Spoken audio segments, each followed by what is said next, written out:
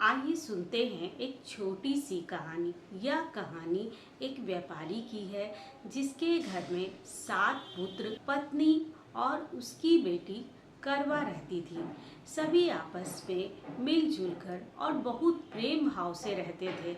उसके भाई भी उससे बहुत प्रेम करते थे। बिना उसे भोजन कराए भोजन नहीं करते थे। एक दिन करवा चौथ का व्रत आया और उसकी माँ, उसकी भाभीियों और करवा ने भी व्रत रखा और वह सुबह से भूखी प्यासी थी। जब उसके भाई काम से वापस आए तो उन्होंने देखा कि हमारी बहन सुबह से न अन्न ग्रहण किया है न जल पिया है। तब उनके भाइयों ने कहा कि चल करवा, हम लोग भोजन करते हैं। तभी करवा ने कहा कि नहीं भैया, मेरा जब व्रत पूरा हो जाएगा तभी मैं भोजन या अन्न जल ग्रहण करूंगी।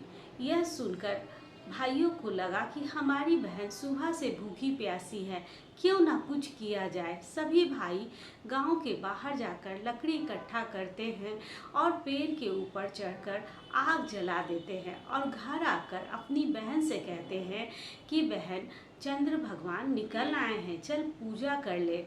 वह अपनी भाभी के पास जाती है और कहती है कि भाभी, चंद्र भगवान निकल आए हैं, चलो हम लोग पूजा करते हैं। उसकी भाभी समझाती है कि तुम्हारे भाई, तुम्हारी भूख प्यास उन्हें बर्दाश्त नहीं हो रही है, इसीलिए उन्होंने झूठ कहा है, अभी चंद्र भगवान नहीं आए हैं।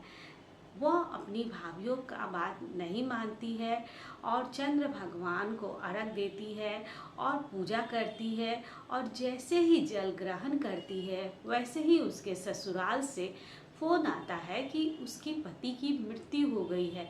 यह सुनते ही वह रोने लगती है। उसकी भाभियाँ उसे बहुत समझाती है कि तुमने करवा चौथ का व्रत को भंग किया, जिस वजह से तुम्हें यह भगवान ने सजा दी है।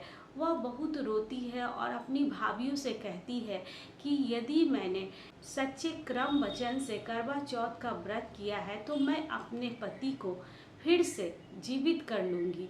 वह अपने पति के पास जाती है और उसका अंतिम संस्कार नहीं होने देती है और अब उसके पति पर जितने भी घास उगते हैं वो रोज़ सुबह उठकर उस घास को निकालती रहती। ऐसे करते करते 1 साल बीत जाता है और जैसे ही करवा चौथ का दिन आता है वो नियम और प्रतिष्ठा के साथ वो करवा चौथ का व्रत करती है और करवा भगवान से प्रार्थना करती है कि मैंने सच्चे क्रम वचन से शुद्ध होकर अगर मैंने आपकी पूजा की है तो मुझे सुहागवती होने का आशीर्वाद दे दीजिए।